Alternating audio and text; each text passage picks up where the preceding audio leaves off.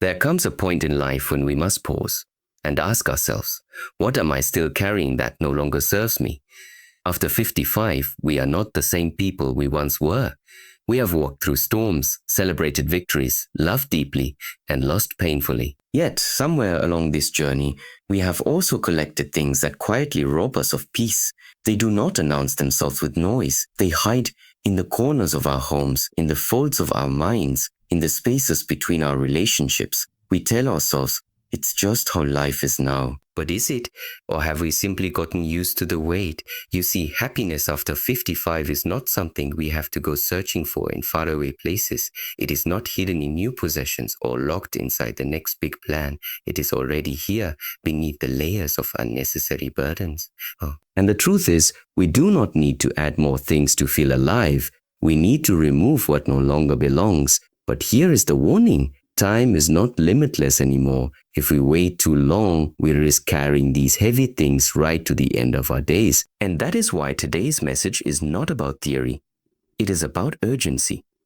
Because when you remove these 8 hidden thieves from your life, you will feel something almost forgotten, an instant, undeniable lightness. So I invite you not just to listen with your ears, but to feel these words with your heart. This is not just advice. It is a path to reclaiming the joy you thought had faded with age. And by the end of this talk, you may realize it was never age that stole your happiness. It was the things you chose to hold on to. There is a kind of weight you cannot see, yet you feel it every day. It is not on your back, but inside your chest. It is the weight of emotional clutter, the memories that haunt you, the words you wish you could take back, the choices you regret, the anger that still burns quietly in the background of your thoughts. We convince ourselves that these things are part of who we are, that carrying them makes us wiser, stronger. But wisdom is not found in holding on to pain. It is found in knowing when to let it go. Think about how we deal with our homes. Over the years, we collect things we no longer use. We store them in boxes, in cupboards, in attics. We tell ourselves we might need them someday, but deep down, we know they just take up space. Our minds are no different. Every resentment, every grudge, every replay of an old mistake is like a dusty object hidden in the storage room of the heart. It sits there, unseen most of the time, yet it quietly takes up the space where joy should be living. After 55, we are at a stage where time becomes more precious than gold. And yet, how much of that time do we waste revisiting wounds from decades ago? How many mornings begin not with gratitude for a new day, but with the familiar heaviness of yesterday's pain? This is not living, it is reliving. And reliving the past steals the present. Letting go is not pretending something never happened. It is not about erasing memories or denying pain. It is about choosing not to let those moments define the rest of your life.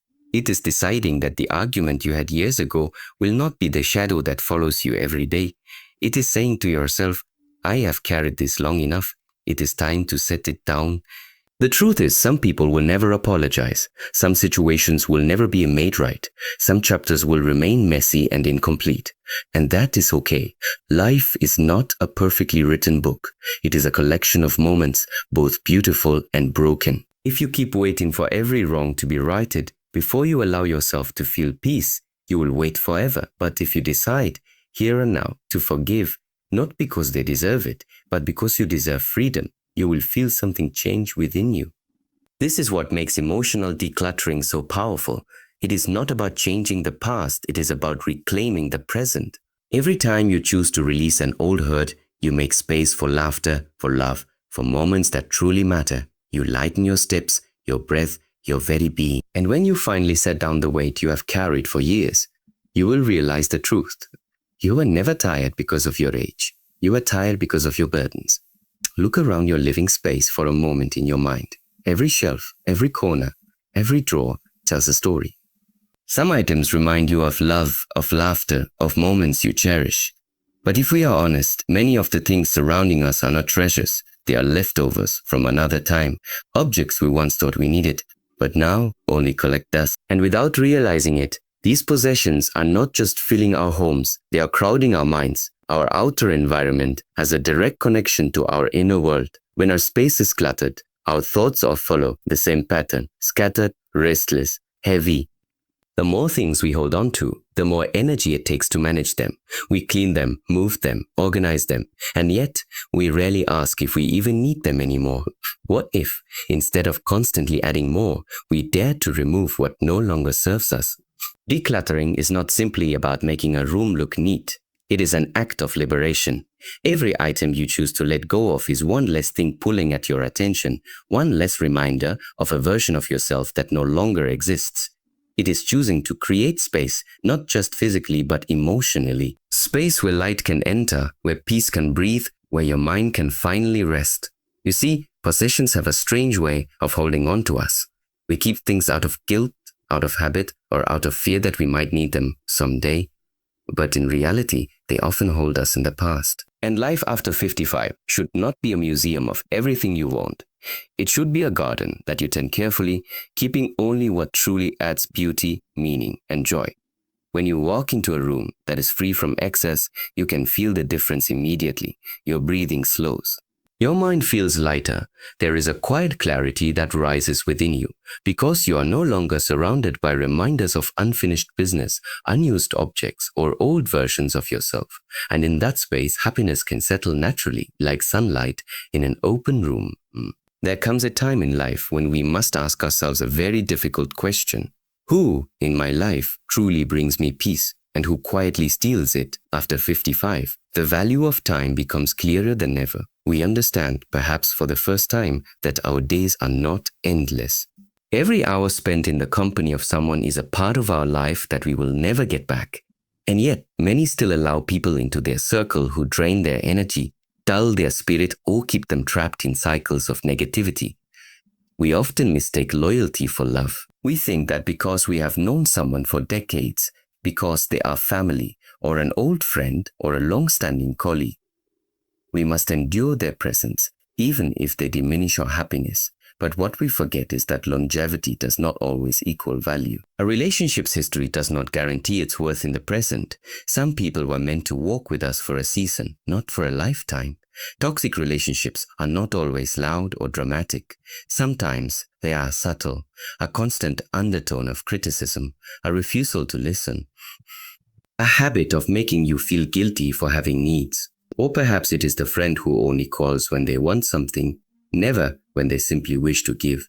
These small cuts add up, and over years, they bleed away joy and self-worth without us noticing. We tell ourselves that keeping the peace means keeping the relationship, but true peace cannot exist when you are walking on eggshells, shrinking yourself to avoid conflict, or silencing your voice to prevent someone else's anger. Protecting your peace means setting boundaries, even if those boundaries mean creating distance.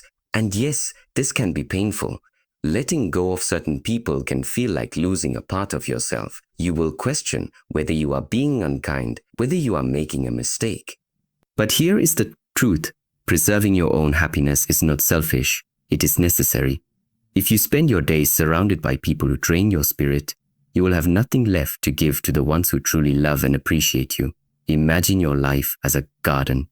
The people in it are like plants. Some give you shade, beauty, and nourishment. Others take more than they give, stealing nutrients from the soil and preventing healthy growth. You cannot expect your garden to flourish if you never remove the weeds. That does not mean you hate the weeds. It simply means you understand that if they remain, nothing else can thrive. This stage of life is about quality, not quantity. You do not need dozens of people around you. You need the right ones, the ones who listen without judgment, who celebrate your successes and comfort you in your struggles. Sui, who respect your boundaries and cherish your presence. And sometimes you only find those people when you have the courage to step away from those who do not. There is also a quiet truth many avoid. Some relationships are not bad because the other person is cruel or selfish, but because they simply no longer align with who you are now. You have grown, changed, and evolved. The connection that once felt natural now feels forced. That is not failure, that is life. We are not meant to fit perfectly with every person forever, and it takes strength to release a bond that has run its course without bitterness, without blame, only gratitude for the chapter it was.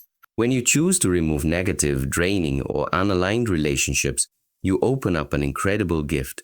Space for peace, for reflection, for new connections that feel effortless. You will notice your mood shift, your energy will return, the heaviness in your chest will start to lift, and you will realize something powerful. You did not just remove people, you removed the invisible chains that tied you to a smaller, more exhausted version of yourself. Life after 55 is too short for anything less than authentic connection. We have walked too far and learned too much to spend these years in the company of those who diminish our light. The truth is, some people will only ever see that version of you that fits their needs. But you are no longer here to fit into small spaces. You are here to live fully, to love deeply, and to protect your peace as fiercely as you once protected others. And sometimes the only way to protect your peace is to close the door. Some of the heaviest chains we carry are not around our wrists or ankles. They are in our minds. They are the beliefs we have repeated to ourselves for so long that we no longer question them. I'm too old to start something new. People like me don't do things like that. It's too late for me. These thoughts are like invisible walls, and every time we try to take a step toward change, we bump into them. We think the wall is reality, but it's not. It's just a story we've told ourselves so many times that it has become a rule we live by. Limiting beliefs are powerful because they disguise themselves as truth. They whisper in a voice that sounds like our own, so we trust them. We think they are keeping us safe, protecting us from failure or disappointment. In reality, they are keeping us small. They make the world feel narrower than it really is, and they convince us to stop reaching for more long before life has truly stopped giving. At 55 and beyond, these beliefs can become even more deeply rooted. We begin to use our age as proof for why change is not possible. We point to the years behind us as evidence that the best days are already gone. But the truth is, age is not a cage, it is a key. The experiences you have lived through, the lessons you have gathered, the resilience you have built, these are not signs of decline. They are the foundation for a richer, more intentional chapter ahead. Think of a tree. In its early years, it grows quickly, stretching toward the sun. But as it matures, the growth slows on the outside while deepening on the inside. The roots reach further, the trunk becomes stronger, the branches carry more life. Just because you do not see the same kind of growth does not mean the tree has stopped living fully. It has simply entered a wiser season of growth. So it is with us. The fact that you have lived many years does not mean you have less to experience. It means you can choose what you experience next with greater clarity, purpose, and freedom. When you break free from limiting beliefs, the world around you begins to look different. Opportunities that seemed closed suddenly appear open. Goals you thought belonged to younger people start to feel possible for you too. You realize that most of the time, it was not the world telling you no, it was you telling yourself no. Breaking these beliefs does not happen all at once. It begins with noticing that the next time you catch yourself thinking, I can't, pause and ask, is that the truth or just a habit? Most of the time, you will find it is the latter. Then comes the second step, replace it. If your mind says, it's too late for me to learn something new, replace it with, I have the wisdom and discipline to learn faster than I ever could before. If it says, I'm not strong enough, replace it with, I've overcome more than I once thought possible. Every belief you rewrite becomes like a stone removed from the walls around you. And as those walls come down, you begin to feel the light, the air, the possibilities that were always there, waiting for you to step into them. You begin to see yourself not as someone reaching the end, but as someone stepping into a chapter that can be more fulfilling, more peaceful, and even more exciting than the ones before. You have the right to live a life that is not defined by fear, by doubt, or by the opinions of others. You have the right to start over, to try again, to change direction, even at the very moment others might expect you to slow down. The only thing that can take that right from you is the belief that you cannot. And the moment you stop believing that is the moment you are free.